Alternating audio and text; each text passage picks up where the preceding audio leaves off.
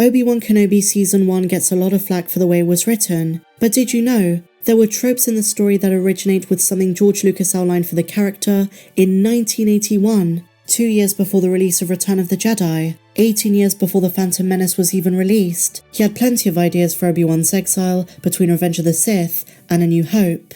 Today we're going to look at these, and how the Kenobi show also betrayed them in some massive ways as well. We're going to do a deep dive into Kenobi between this time period. It's going to be a lot of fun. Enjoy!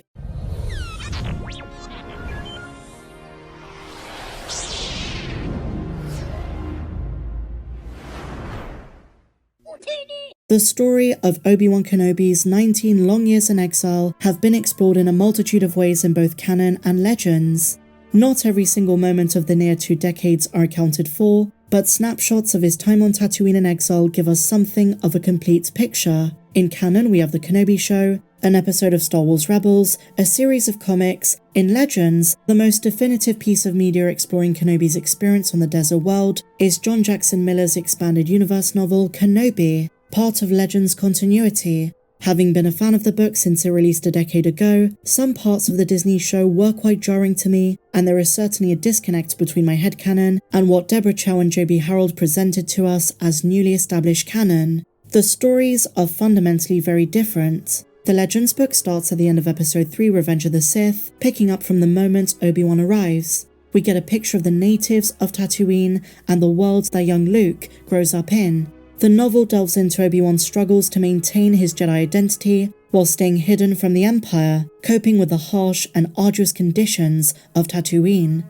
facing various challenges and threats that arise in the local community as well. It's very Tatooine-centric. The story also introduces new characters and explores the dynamics of the moisture farmers, Tusken Raiders, and other inhabitants too. There is lots of domestic action, intrigue, and moral dilemmas for Obi-Wan himself, as he watches over and protects young Luke. On the other hand, the Obi-Wan Kenobi Disney Plus series takes a different approach. We begin 9 to 10 years into Obi-Wan's exile, so he's already a changed man and has already got a new life on Tatooine. In the show, he goes on one last mission to save Princess Leia, wherein he confronts Darth Vader a couple more times before the events of A New Hope. Fans of the book largely view the Obi-Wan show as conflicting with George Lucas's vision. They often say Obi-Wan facing Vader in the show was a terrible move, while defenders of the Disney Plus series believe it is not only coherent, but bridges episodes 3 and 4 of the Skywalker saga together, and gives context to many things from A New Hope.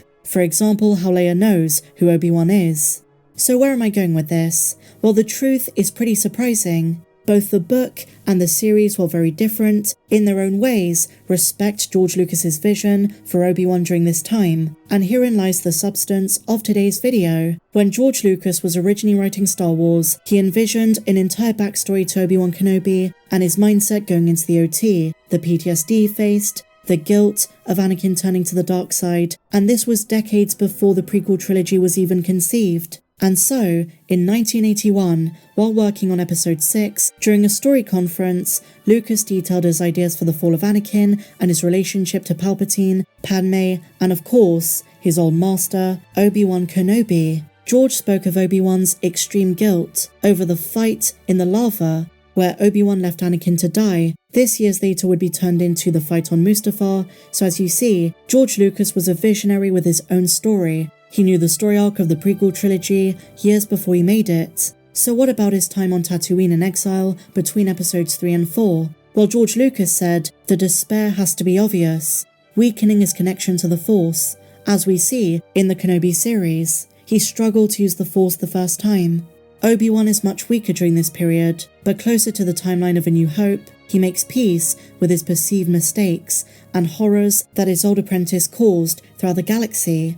In the series, Obi-Wan starts off lost, and by the end, after saving Leia, after meeting Luke, and after facing Vader one last time, and putting aside the guilt, thanks to Vader's line, "You didn't kill Anakin Skywalker, I did." There is still another decade between Obi-Wan Season 1 and A New Hope, but the character arc from despair to hope is very much there. Obi-Wan Kenobi still had his demons though, and still faced traumatizing dreams. So much is true in both canon and legends. But in the decade after Kenobi Season 1, leading up into the original trilogy, he had Qui-Gon Jinn's Force Ghost, and so he wasn't truly alone. He could put aside his guilt and responsibility for Anakin's turn, something I'm sure Qui-Gon's Force Ghost helped him with. He set aside his sorrow. The darkness had taken over. Even Yoda says this in Revenge of the Sith. The boy you trained, gone he is, consumed by Darth Vader.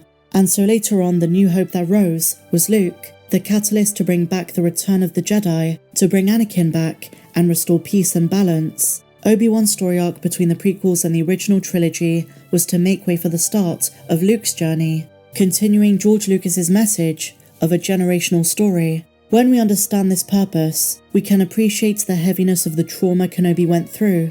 I'm really hoping Disney does not ignore this. And a second massive way the Kenobi show respects George's vision is the inclusion of Bail Organa, referred to in 1981 as King of Alderaan. We first learned in 1977 that Leia's father fought with Obi-Wan during the Clone Wars, and in Revenge of the Sith, as well as the Clone Wars, their friendship was solidified. George intended that Obi-Wan and Bail Organa's friendship was to continue to some extent during his exile, and so we do see that one last time, a decade before Alderaan is destroyed. I guess the one thing that is incoherent, which the book respects, is that Kenobi and Vader never fought again after Mustafar until the Death Star in Episode 4. They didn't fight in Obi-Wan's 2 decades of exile. I've engaged in a lot of fan discussions about the Disney show, and time again, fans criticize the writing. Some say it made canon-breaking decisions, but I think I've pinpointed the one common theme at the heart of all dissent for the series, that it wasn't as introspective as fans had hoped. As fans, we've theorized and used our imaginations to envision this scenario, Kenobi on Tatooine. The novel helped as well, and it puts such a strong emphasis on reflecting Kenobi's life back at him. It's a story where you have to read between the lines, and the deep dives go pretty darn deep, even for the villains, which in my opinion were better suited for the gravity of a story like this than the ones from the Disney show. Even though he's not always in the story, you're seeing what life was like in the desert. The themes are still being explored. You're reliving some of Master Kenobi's nightmares and some of the darkest and saddest moments from his life. So just before I go, we may be a good few months away from our next live-action Star Wars project, but it's a very exciting time to be a comics fan as well. On top of the big reveals at NYCC that we're getting comic series for Mace Windu, Luke, Grievous, Kylo Ren, Rey, Leia and Darth Vader, we're also getting full graphic novels for Qui-Gon Jinn and Obi-Wan Kenobi in celebration of the Phantom Menace's 25th anniversary, dropping in 2024. These promise more stories with Count Dooku and Qui-Gon Jinn, similar to Tales of the Jedi when Count Dooku was still part of the Order, and the young life of Obi-Wan as well, as a Padawan to Master Jinn. So with that said, my dear friends, let me know your thoughts down below. If you enjoyed this video, please be sure to give me a big fat thumbs up, subscribe if you're new, and I'll see you in the next one. May the Force be with you, always.